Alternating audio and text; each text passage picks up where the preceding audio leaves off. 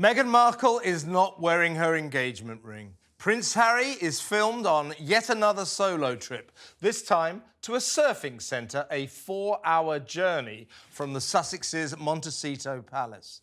What the hell is going on? As talk of a Harry and Meghan marriage split reaches fever pitch, it is being reported that a trial separation is imminent. Now the problem-plagued couple are under increasing pressure to, at the very least, clear the air. Unless they take steps to stop the speculation, things can only get worse. Over decades of observing celebrity relationships in my professional capacity as a journalist in London and Hollywood, I've learned to spot the signs. And when it comes to the self-styled King and Queen of California, let me tell you, all the signs point to them drifting further and further apart. So, what exactly is happening behind the gilded gates of the gruesome twosome's massive mansion in the sun? Are the clouds gathering? Certainly, the portents are not good. Sources close to the Duke and Duchess of Sussex insist that although they are leading increasingly diverse lives, they still enjoy a modern and happy relationship. Modern, maybe, but happy? Not while he's seeking a purpose and she's seeking a fortune. 5.5 years after their fairy tale Windsor wedding, the disparate duo are heading in different directions. A blue-blooded royal through and through, Harry has never been comfortable around Meghan's naked commercial ambition. The passionate pursuit of profits, wealth and a glittering career are alien concepts to him. He's an aristocrat. Working for your money is simply not his world. He barely understands it.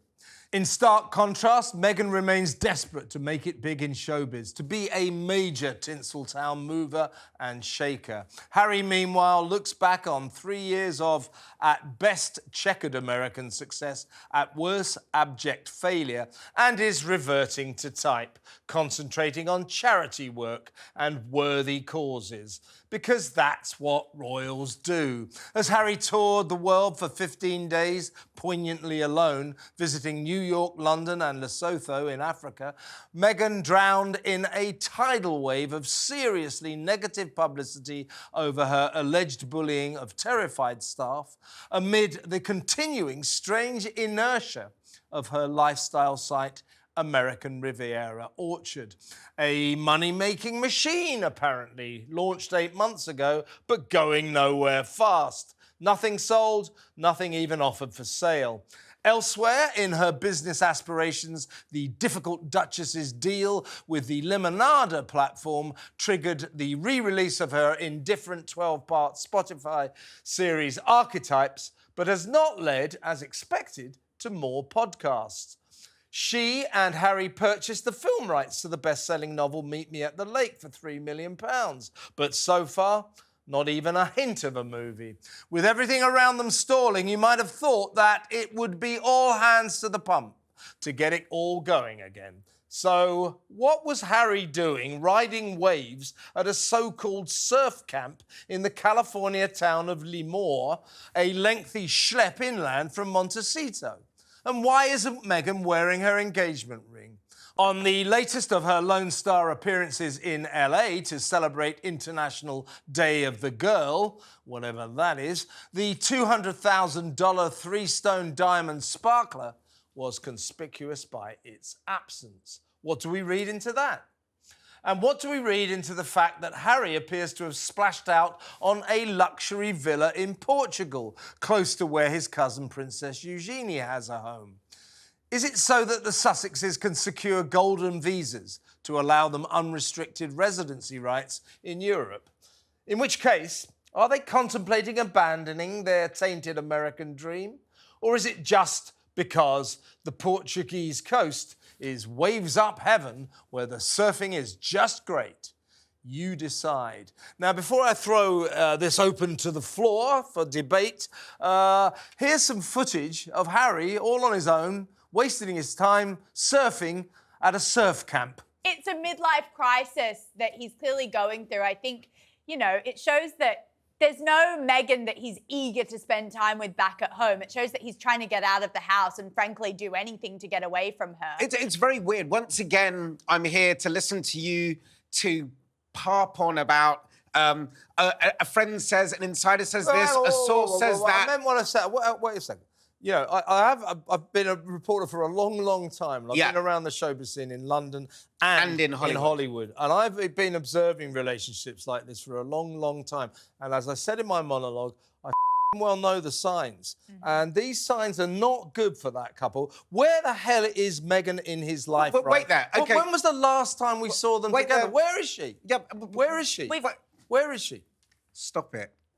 Wait there. Okay. I'll answer your question. Where is Meghan? What the hell? Okay. Simon's got to answer it. No, try and answer it. But I've just got an audience question that would back this up. But I don't understand. Hang on, let Simon. I don't understand. Kind of like saying, "Oh my God, she's not wearing her engagement ring. She's not doing this. What's going on? Tell us what's going on." I don't know. I don't think anybody knows. And what is but if you're in the public eye, Simon, I'm here to try and explain why they're not being shown together and why they're doing different things. Do you know the last time I saw this? The last time I saw a relationship like this, it was Ben Affleck and Jennifer Lopez, and for 6 months or whatever it was, no, nothing's wrong. Well, we haven't seen them together. They're always alone.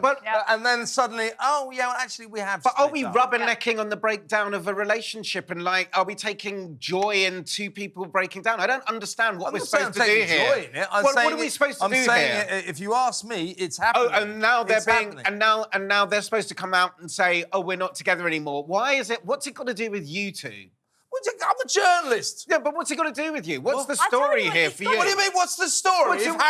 You're supposed to be a journalist. Well, Harry and Meghan split up. Let me give you a bit of advice, mate. That's a story. I understand it's a story, but what am I supposed to do? Am I supposed to go... World's worst reporter. Simon, you're actually being ridiculous. I mean, this is actually... I just don't understand what you want from That's what he's here for. This signifies a lot. This signifies that maybe Harry will come back into the fold and enter the royal family again. The word is, he recently inherited a load of money from his granny. 17 million. Yeah, that he used that. And I'm wondering, that means him and Meghan can get these things golden visas, which gives them the right of residence anywhere in Europe, which they don't actually have at the moment. Yeah. But I'm wondering if it's for him, not her. Well, yeah, you talk about Jennifer Lopez and Ben Affleck. Actually, great surfing in Portugal. That's what best in the world. It's true. Yeah, he's gearing up for it. Yeah, and it's a beachfront property that they purchased. But anyway, I think Let's go surfing now. That's what he's doing. Anyway, we've got some audience questions. Okay, so Meghan Markle has been seen without her engagement ring. What do you think this means? I mean, that just harks back to what we were saying. I think they're just about to split up. That's what I think. Yeah, that's just evidence. Next question. Kevin, I think we covered that. Yes. Kevin, what do you think Meghan should sell at her next online store? Her story. me and Harry. Where did it all go wrong? That could be something that would actually be profitable. But do you know what though? She will. Oh God. I mean, she's not making a damn penny. It's all going wrong for her business-wise. She gets residuals from Suits. Wow!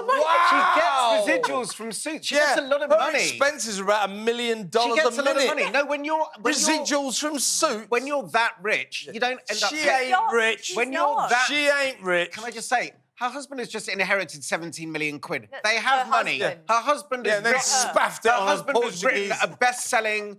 Her husband has written a best-selling book. They have money, and when you are borrowing a mansion from a friend and when you're flying in places in people's other jets and stuff like that, you don't spend your own money. At a certain level, you do not spend money, and you know that's true. Yeah, but she's not rich. She's not rich. She is rich. I mean, he's sitting on a fortune, but they're a couple. At the moment, they have money. I think they have cash flow problems. Their expenses are enormous, and they've got nothing going on. American Riviera Orchard is just a disaster. So it hasn't Nothing is happening for her. It hasn't launched yet. Nothing is happening. They've got this Netflix.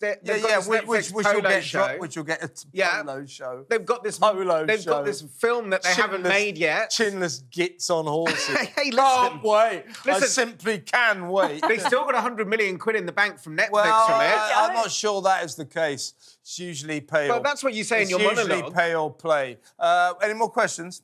Yes. So, What did you think that the Queen really thought of Meghan Markle? I don't think she liked her one bit. Not one bit. And in fact, since the Queen's sad demise, it has emerged that she had serious reservations about this young woman. I mean, Meghan Markle is a difficult person. She's self-obsessed. She's clearly has trouble around people. She bullies her damn staff. I mean, I just think she's not very nice. Not very nice to her own family. I think not very nice to her employees. I disagree with you. And the Queen, I think, was a nice lady. Yes. And she recognised humanity. I think that the Queen probably found her challenging, but if we look at the Queen, if we look at the Queen, even the Queen invited the Duchess of Windsor at the end of the day, Wallis Simpson, back into the fold. I think the Queen had a huge heart that was able to see past people's flaws and misdemeanours, and I think she probably... Well, she didn't really have the chance, though, did she, to sort of forgive Meghan for her many sins, because Meghan off. Yeah, but I don't think the Queen is that sort. I don't think the Queen was that sort of person to hate or dislike. But we have learned since her sad death that she had serious reservations. Reservations are different from hating someone. Yeah. What you got? I have reservations about you, Kev. What you have? Lots of people have reservations about me. What you had with Harry and Meghan, you know, he wasn't very experienced with women. It's difficult for people like Harry. And along came this American actress who basically said, I'm going to get myself a prince. Yeah. She was artful in the ways of the world, and she consumed him. Hey, you got to admire ambition. And I think she has terribly led her astray. And she also lied to him from the get-go, if we remember the Netflix documentary. She goes, questions about the Queen. I knew nothing about the royal family. I was Googling who the Queen was on my way to meet her. The question is about the Queen, and you turn everything into a hatchet job on Meghan. You can't answer any questions without attacking her. I'm saying the Queen knew authenticity, and Meghan is the opposite of authentic, and I think that is the fundamental reason why they never got along. There you go. Literally, on paper, they are polar opposite people. And I'll tell you how bad her taste is in men. Before she zoned in on Harry, she was interested in Piers Morgan. Yeah, that's true. Sorry, Piers, only joking. That same night she saw Harry and Meghan. Piers is richer than Harry. This is a question about the Queen. Well, she went to the pub with Piers Morgan and then went to Soho House with Harry in the same night. So she was really trying whatever avenue she could go down. Piers was a married man. She should have gone for royalty. Piers Morgan. What else we got?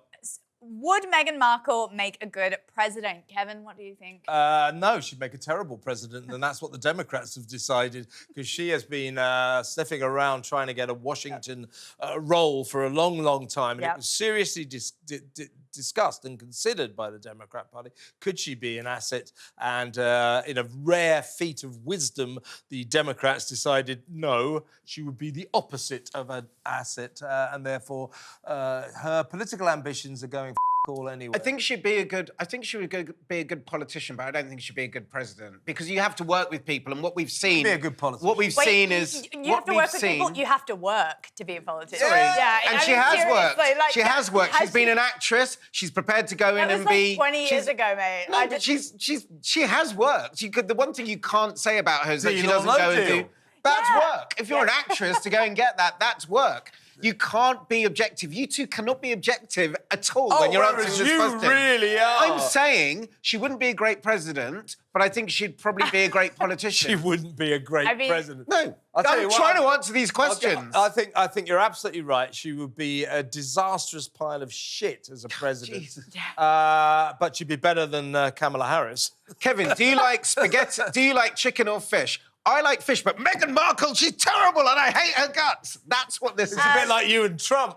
Yeah, that's very true. Touche. He accepts that. Touche. You got any more questions? For this section, no. We haven't got any more questions. In the meantime, let's go to a bad ad. Kids, they're bundles of energy, but they need the right snacks to keep them going. That's why I give my kids Fruity Bars. They're full of...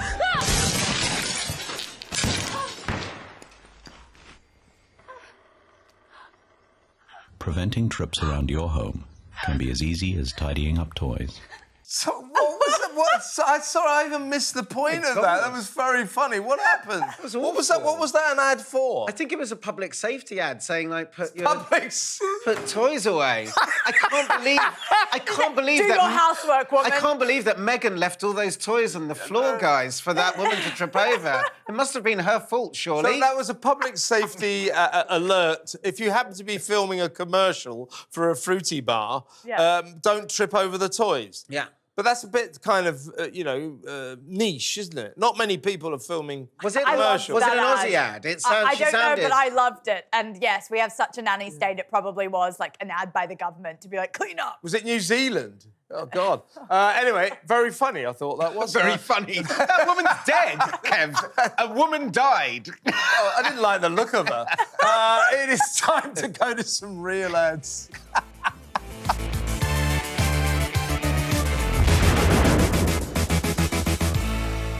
What just happened?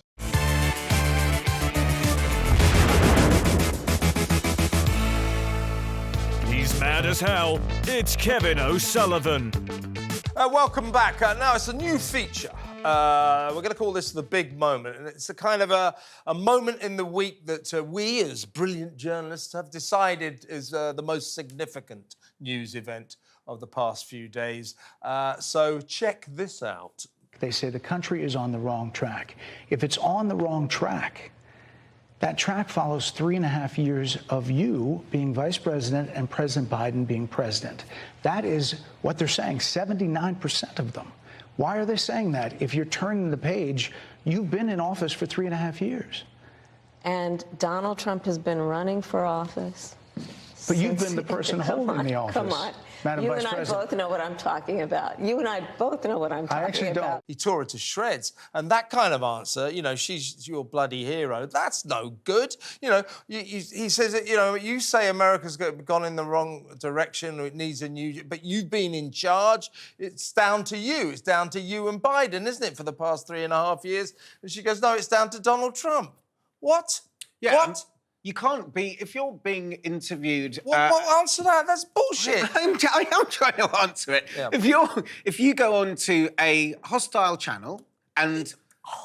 no, Fox is a hostile channel to the Democrats, and Kev said that. That is true. That is true. She picked the most moderate person that she could. Yeah. She is not going to go on and say, no, you're right, we are going in the wrong direction, it's all my fault for 3 years. They're going to make hay out of that anyway. The best thing she can try and do is obfuscate. And that's what she does. When she goes on It's all she does. It's not all she does. It's all she does. It's not all she does. Donald Trump didn't go for a 60 Minutes interview. So she's going on into enemy territory and trying to give very, very soft soap answers. I don't think it does her any good, but I don't think it does her any harm, because Fox viewers are going to vote for Trump anyway. Yeah, and by the way, since that and since the debacle of 60 Minutes, she's plummeting in the polls and Donald Trump is going up. He's ahead of her now, you know that. Americans have had enough of this crap. She can't... He also asked her, because when she was... before she wanted to be president, she was this sort of firebrand lefty, spouting very un-American ideas like we should allow prisoners and pay for prisoners trans surgery if they want to change gender, change sex. And, well, you can't change sex, but if they want to change gender, which, of course... that's a ridiculous policy anywhere. But in America, you've got to be kidding. So Brett Baier said, what about that? You said that you would pay, if you were in charge, you would pay for prisoners to have trans surgery. Will you do that when you're president? And she went, I will follow the law. I mean, that's not an answer. It is an answer. It is an answer. I don't want to talk across Samara here, but I'm going to answer this question and say the answer that she gave was a really good answer, I thought, which is the answer that she gave is a really good answer, because she said the small percentage of Americans who care about this, they're caring about taxes, they're caring about what's going on, our overseas policy, they're caring about the price of goods going up. You're focusing on something that nobody really cares about. Why did she say it? Why did she say it? It's already enshrined in law. Why did she say it? It's already enshrined in law, and Trump followed the law when it was Because it was already enshrined in law. She's not changed the law. That law has been in for the last 8 years. You know what she's done with everything? She's flip-flopped on everything, you know. Maybe. On fracking, gun control, you name it, she's changed her mind. And guess what? She has shifted rightwards. And that's what politicians do. In order to become president. That's what politicians do. You know, that shape-shifting isn't good enough. And America is spotting this. And you have to accept now the polls are looking bad for her. Yeah, Samara. but you're the one who said... Samara, You're the one who said she's definitely going to win. She's not definitely going to win, is she? She's going to lose, I'll tell you, Samara. No, yeah, exactly. Well, I think that the liberal media bubble that she existed in for the past couple of months, that's now been burst because she really, really revealed herself as dumb and then Tim Walz dumber in this whole situation. I think in the past couple of weeks, they have both fumbled the bag. They had the presidency. I'll admit, they had it maybe a couple of weeks ago. But now it's... Oh, my God, someone's calling me. But now it's an absolute disaster. It's never going to happen. Is that your phone? Yeah. It's a phone violation there. Sorry. Somebody asking for... It's Kamala Harris. Somebody asking for feet pictures. This is Kamala Harris talking crap again. Yeah. Listen, you have Donald Trump at the moment who's putting so much bronzer on his face, he looks as though he's doing blackface. You also have him dancing to YMCA and Sinead O'Connor at the end of his rallies and not doing interviews at all. Yeah. And you guys are just glossing over this. By the way, I believe that when Samara's phone went off, it was another request for a picture of her feet. You remember she offered them to everybody last week. It's just been blowing up. I don't know what to do. And that was after she offered to test whether or not Bull's sperm was working. So it's always good to have her on the show. But you were talking about Donald Trump and his latest rally where he sort of broke off to dance to the music. Well, nothing compares to old Donald.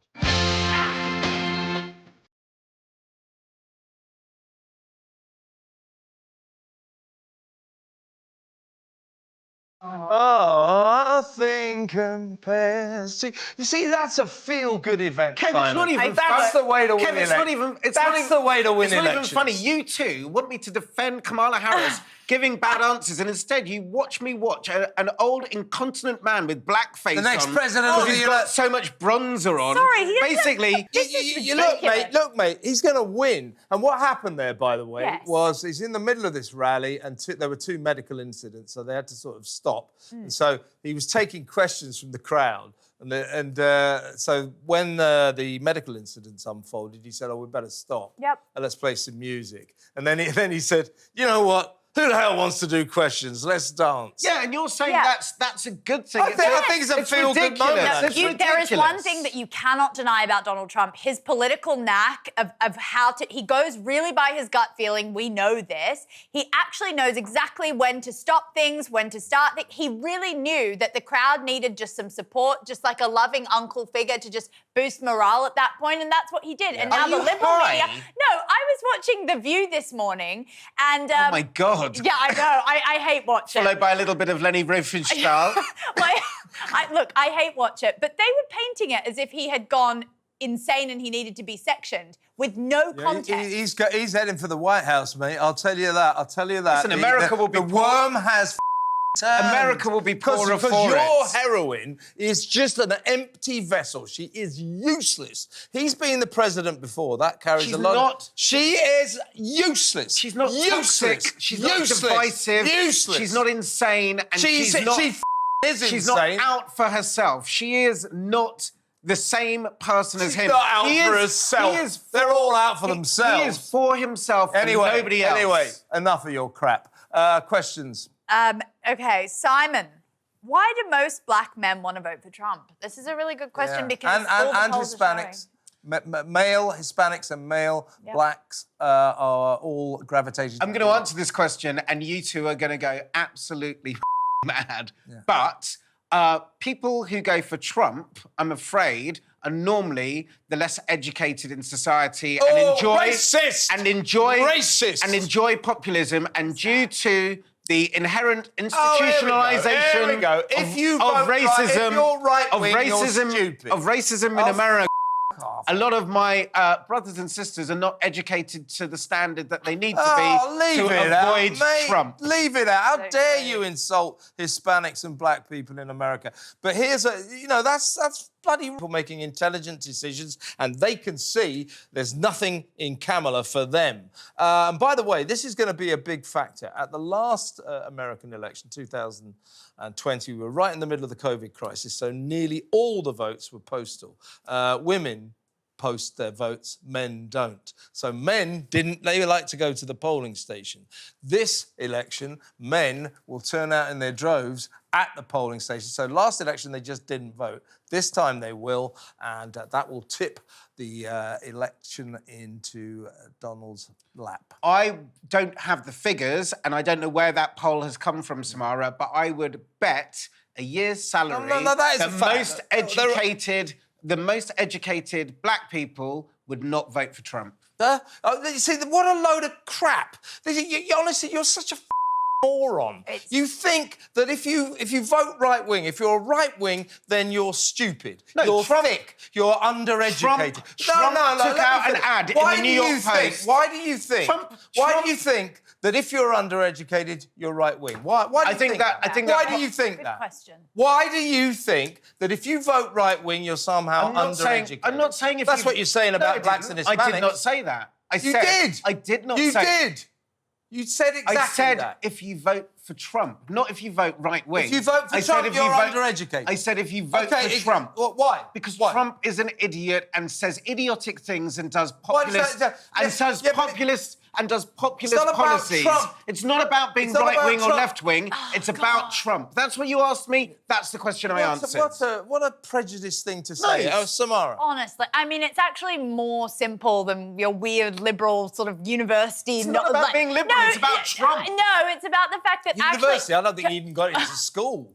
Well, look, I think Trump stands for aspiration, the American dream. These are all things that Hispanics and black people fought for and continue to fight for, and I think that's what they see in him. I think a lot of black men want better for themselves. And Hispanics. Yes, and they see that Trump is the person who will lead them down that path to success. So I think in Kamala, they see someone who looks at them like you do, as disenfranchised. Looks down on them. Yeah, looks down on them. Oh, sorry. Sorry, no, there is no institutionalised racism in America at all. Have you ever seen Have you ever seen the documentary 13, where the American legal system is set up to promote and protect people like Trump? There is a reason that Diddy is in prison and that Trump is walking free with so many felons and with so many charges against him. That is ridiculous. That's not ridiculous, Simon. That is not ridiculous. By the way, let's for legal reasons stress that P. Diddy, Sean Diddy Coombs, or whatever he's calling himself today,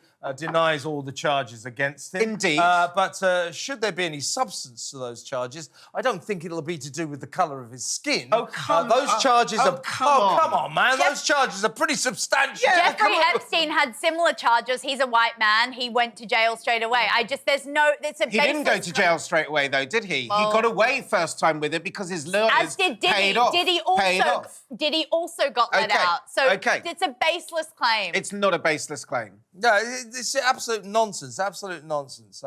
And you're right, Trump signifies the American dream. Make America great again. And men love that message, but also whatever Trump colour they are. But Trump is one of the worst businessmen ever. He was given $1 million and has managed to lose One more question. Yeah, all right, yeah. Look.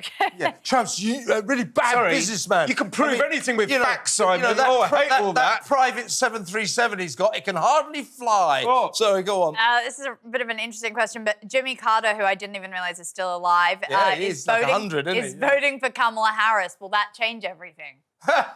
He's a peanut farmer, wasn't he? No, Jimmy Carter doesn't matter anymore. I respect him for still being alive. I think he literally is 100, isn't it? Unbelievable. I think he's close to that. I don't think it really matters that a former Democrat president votes for another Democrat. I think it would be more interesting if we found out that George Bush was voting. In fairness, I really shouldn't say this, but there are a fair few Republicans who say that they're going to vote for Kamala because they don't like Trump. And that's more interesting. See, that's just proving what a fair guy I am. But it's also saying it's not about right-wing or left-wing. That's what I'm saying. It's about Trump. I think, no, it's not. It's really not. It's really not. And in so much as it is about Trump, Trump's personality will win it. Well, I believe that one of the questions, I'm going to preempt it here, and you'll like this one, is Donald Trump's mental state declining. Simon, what do you think? OK, look, I'm trying to get over what you two say is my Trump derangement syndrome, which I could sort of throw back at you two about Meghan. But let's try and be objective.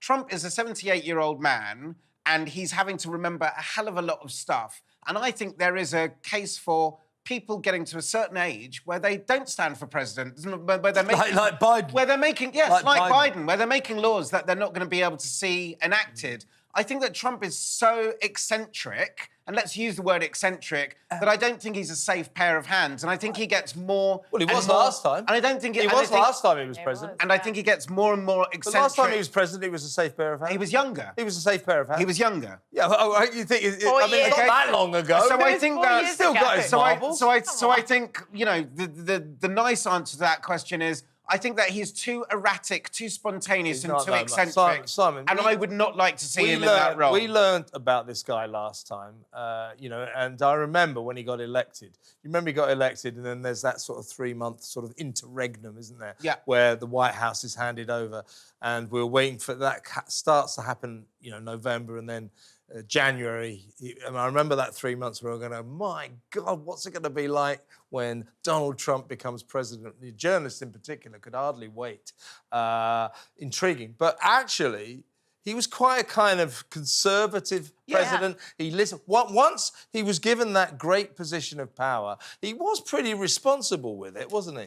Yeah, I mean, I hate to quote... You'd have to admit I hate to quote Douglas Murray, but I don't hate to quote him, Well, but no, I love to quote Douglas Murray. I love Douglas Murray, but it was something a little negative towards Trump. But I think that he said that, you know, Trump was equally as in shock when he got the office, and he kind of, for the first couple of months, was just finding his footing and trying to figure out what he was doing. And he did watch a lot of Fox The trouble News, is, and he did he's play not a lot a of serious person. But at least he didn't start 2 international wars in the time that he was in office. Samara. I'm just saying, he was a safe pair of hands. I think when we look at what Biden has gone and done, and then has, you know, gone and sat on a beach for the rest of his presidency, like, where even is the guy? By the way, Simon, Trump played golf every day. He tried to blackmail... Not as much as Obama did. He tried to Do blackmail... you want to know who the biggest golfer... He tried to blackmail... the biggest presidential golfer I don't ever? care. It was Obama. It was Obama. He tried to... every day. Yeah. He tried to blackmail Zelensky, and also by moving... By moving the... What's wrong with that? That's international diplomacy. By moving the embassy to Jerusalem, you can say that he exacerbated things in the Middle East at the moment. Why should he do that? So come on, that's an argument. I don't believe they were saying they would do for a long time. Yeah, I just showed a bit of decisiveness. Listen, I don't think you can say... He also signed a Middle Eastern peace agreement, which isn't looking that good now. I agree. No, but there were some good things in that. There were some good things in that. That was a statesman-like move. Yeah, there were some good things in that. What I would say to you, Simon, and you'd have to accept it, and I understand your criticisms of Trump, but you must admit that as a president, he was a lot more responsible and conservative with a small c than a lot of people thought he would be. Listen, there were some good things that he did, but you can never forgive him for sort of what he has left behind. His legacy is that nobody trusts democracy, and everybody thinks that nobody trusts that January the 6th insurrection and his undermining democracy has been so damaging for the American And that's why they're going to vote him back in. Oh, go, Donald. Right, time for a bad ad. Steaming hot water that'll last all day. There's a new hot water system leading the way. The way to go is Heathrow. The way to go, Heathrow. The way to go. Oh, jeez. Preventing slips around your home can be as easy as using a bath mat. So these shouldn't really be laughing, should we? These are New Zealand public safety announcements. Right. So be careful when you get out of the shower. Has that ever happened to you? It's obviously happened to you, Simon. You hit yourself on the head. I've definitely... Hence your political outlook. Thank you. Yeah, anything crushes one's self-esteem more than slipping when they get out of the shower. It's happened to me more than once. Yeah, well, because down in the southern hemisphere where you all kind of subsist, It's all topsy-turvy. it's a very common thing. I didn't even know you had showers in Australia. So horrible. We got them a couple of years ago. The sound effect of his head hitting the... I mean, that one was quite funny, but not as funny as the woman falling into the table. That was just shocking. It's It wasn't. It was hilarious. Another Kiwi bites the dust. On to a set of real ads.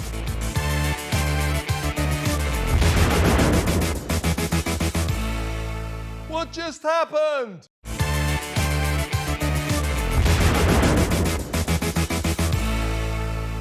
He's mad as hell. It's Kevin O'Sullivan. Welcome back to What Just Happened. Still with Simon London and Samara Gill. And we're still doing question time. It's kind of a new feature. We're going to filter them in through the show. These are your questions. I don't know what they are. I don't think you do either, do you, Simon? No. Samara does because she's got them in front of her. So what's the first one? This is a really interesting one, Kevin. Should Britain give the Caribbean £19 trillion in slavery reparations? It's been particularly... discussed this is what I week. think. Well, it's Barbados leading the charge, but several Caribbean nations think that they deserve enormous amounts of money for slavery reparations. No one alive is responsible for the slave trade in the Caribbean. You cannot give us a bill for something that none of us is responsible for. Right, Samara? Yeah, I mean, this whole thing, this really harks back to where do we even draw the line? I mean, there were so many countries that did terrible things, millions of, sorry. Come on, Egypt, we need reparations. Greece, Romans, they had loads of slaves. Come on, Italy, give us some money. I don't understand why it's these countries that come cup in hand back to us and say, oh, can you please pay up your tax-paying dollars for the things that none of you had anything to do with? Yep. It makes zero sense. I mean, Simon, do you think that they should be... reparations? Would you like to take money out of your taxes? Firstly, I'm just remembering why Kev was never asked to be ambassador to the Caribbean islands. Great loss to the different... Oh, yeah.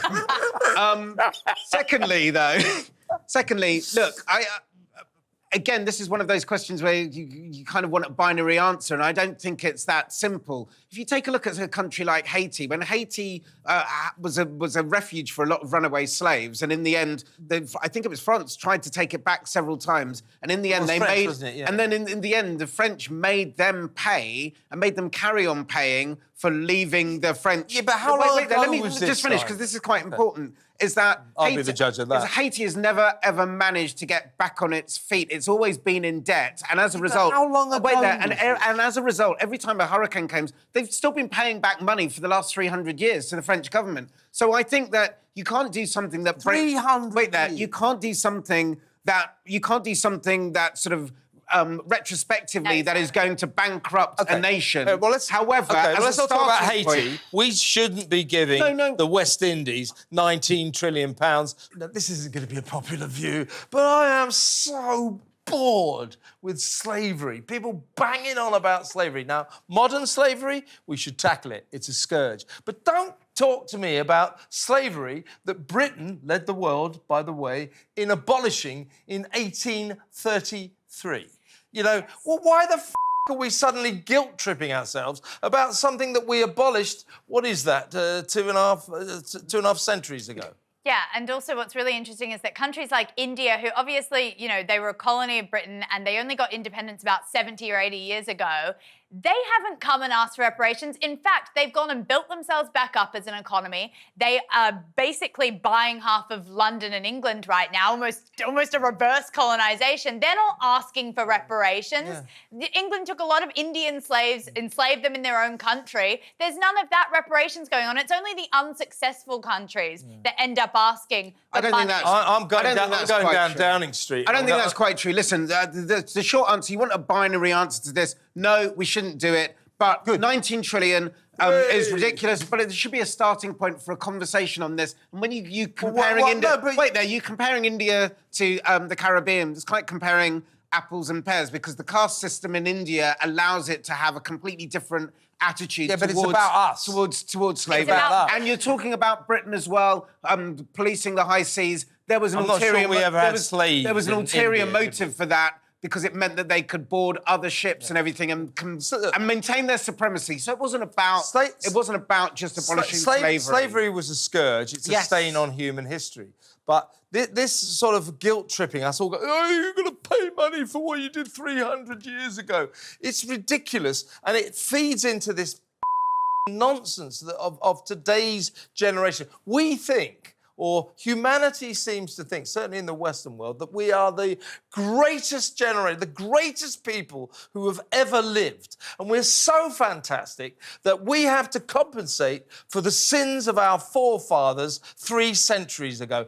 That is absurd. And by the way, we are not the greatest generation ever. Looking around me, I think we might be the shittest generation ever. Speak for yourself. Time now for a bad ad.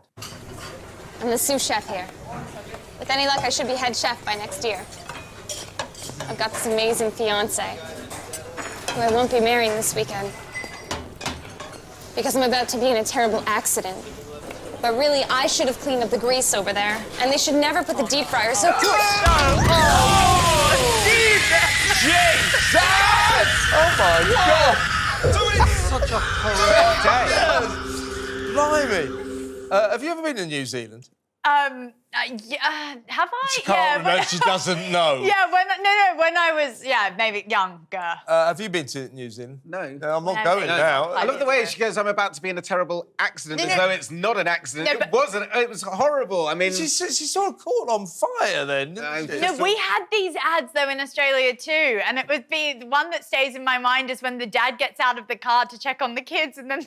the car just comes and just that one, and then we used to have them here when I was a kid. They used to have lots of them. Yeah. And there's used to have the nuclear ones, you know, what you had to do when there was a nuclear attack. And then these sort of terrible things about kids playing by the lake, and one of them drowned. Remember the kid who drowned? The kid who played on the farm and drowned in the silage. That's right. Another kid who had a firework thrown at him, and he turns around to camera and he's blind. Yeah, it's not. Yeah, I remember Horrible. the bread cutter. She put the bread in the bread cutter, Oh my and then God. her whole hand just. Oh God! What, in Australia? Yeah. They were like, "Be careful when you're cutting your bread." Yeah, but it's nanny statism, though. To be honest, at the heart of it, it's all about like trying to control your citizens and trying to treating us like treating us like It should dummies. be a question of personal freedom. If I want to set fire to myself with a vat of oil in the kitchen, I should be able to. Bloody Time hell, for some real ads.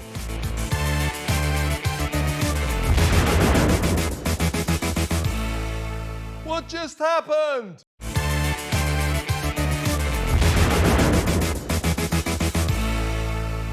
He's mad as hell. It's Kevin O'Sullivan. Welcome back. It's still What Just Happened with me, Kevin O'Sullivan, her, Samara Gill, and her, Simon London. So it's about time. This is the complaints department where we read out your messages. You know what I'm going to say now. Thank you very much for sending them. We really do appreciate it. They're an important part of the show. We get thousands every week. So we now have viewers all over the world. Big percentage in America, Canada, Australia, Latvia. You know Latvia. I can't get over Latvia. This is a complaints department where people complain mainly about Simon, but it's about time I wheeled up my usual joke, isn't it? Ladies first, Simon. Sally Turner says, credit to Simon. I disagree with everything he says about the gruesome twosome, but he's still a really likeable fella. Thank you, Sally. Yeah, he kind of annoyingly is, isn't he? Yeah, I find it hard. I mean, I don't like him, but I find it difficult to convey that. What have you got, Samara? Kyra has said, the guy on our left is so lost. Mr. Markle should sue him for his comments on him. Shame on you, Mr. Whoever you are. Mr. Whoever you are. You are particularly cruel about that poor old guy, Thomas Markle. You've got to lay off him. An 80-year-old guy, you know, nearing the end, and you treat him like a piece of shit. It's bad. It's bad. You treat him almost as bad as his own daughter, Meghan Markle. Well, if it walks like a duck and quacks like a duck. It's Thomas Markle. Yeah. Leanne Hunt says, Simon, I do like you, but your theories about almost everything are insane. Leanne Hunt, absolutely right. Yeah, that's it. That explains your outlook on almost everything. You're insane. Indeed. Indeed I am. Yeah. Samara. Ruth says, good that you have both sides. I disagree with Simon, but he is a class act. That's very nice of Ruth to say that. Yeah, there's so many He people takes glasses off. There's so many people who kind of like go, I turn off as soon as Simon comes in. They want to watch a debate show without the other side of the argument. It's mental. And you do carry, you walk a clever line, I'll give you that. Loads of people hate you, but they like you. If you know what I mean. Yeah, story of my life. What do you got, hateable man? Barragirl says, there are no children. Prove they at least exist, Simon. Thomas never sold them down the river. He bankrolled Meghan all her life, and now he's been left with little money. Zara said that none of the royal family have ever met the ghost children. Yeah, well, there you go. It's true, though, isn't it? But they are our children. This is just a fanatical. Oh yeah, that's an interesting. That's a very interesting theory, isn't it? About yelling into the void that Harry and Meghan don't actually have any kids. Yeah, it's just ridiculous. Well, the way that he travels, it actually. So perhaps we'll make that a discussion point next week. Anna Brown, Simon, you are such a hypocrite. How can you say Markle is toxic and sold his family? This isn't true. Harry and Meghan did the same. They granted interviews on Oprah and the royal family. Simon, you are not a serious person at all. Do some critical thinking and stop harassing us black people with your toxic opinions. I wonder how they're going to react to it. And who's that from? That's from Anna Brown. Anna Brown, there you go. Well, you know, she's got a point. Yeah. Sleep well, Anna. Well said, Anna. Well said. Sleep well, Anna. What's that mean? That was very threatening, Was Simon. that sort of death threat or something? While you can. Sleep well, long sleep. Lacey Ryan says, "Hi, Kevin. While listening to this show today, I thought of a question to ask you. It's about Harry and Meghan's children. Okay. Kevin, please tell me how a woman who had a hysterectomy back when she was 26 or 28 years old, how is it possible to conceive and carry a fetus for 9 months without a uterus?" Is this what the conspiracy theory revolves around? That she had a hysterectomy? Yeah. Yes, that's what's been going on. Is there around. any medical evidence? There's a video that I've seen where her baby of her having a hysterectomy. Well, her baby bump just goes inwards like a deflated ball. Well, I'll tell you, this is getting more and more serious by the moment. So we are not going to. We're not going to give this oxygen. This is an investigative issue, and this programme will look seriously into it. A deep dive into Meghan's hysterectomy. Janice Gunner. A deep dive into Meghan's uterus. Yes, great. Samara. I don't know what. I don't like the direction this conversation's going in. Now it's time for a bad ad. Now, former comedian Russell Brand has reinvented himself as a born-again Christian influencer. This week, he hit the headlines when he started selling a magical amulet that protects you from Wi-Fi signals and other evil energies. I'm quoting here, by the way, for a mere $240. Strangely, it's filmed on a phone using Wi-Fi. Let's take a look. I guess God works in mysterious ways. Airports are places full of Wi-Fi and all sorts of evil energies. Think of all the phones out there, all of the signals, corruptible and corrupting. Luckily, I wear this magical amulet from AirTech that keeps me safe from all of the various signals out there. You should get one as well, particularly if you're planning to go to an airport anytime soon, because the bloody things are full of lethal signals. AirTech, a glorious amulet to protect you from corrupting signals. He's supposed to have found God, but of course, in order to film that and to transmit it, he's using Wi-Fi, so there's an inherent kind of contradiction in that advert. But I don't think he's found God at all. He just needs the sponsorship, don't you think? Yeah, is that him fleeing the country because another accusation has come out? I mean, that suitcase... not by an airport, I hope. I'm just saying that briefcase that he's very nonchalantly carrying, it sort of signifies that man changes religion like the wind changes direction. I won't buy anything that he says. I kind of do love his commentary. I've been a long-time watcher of True News, but yeah, I don't know.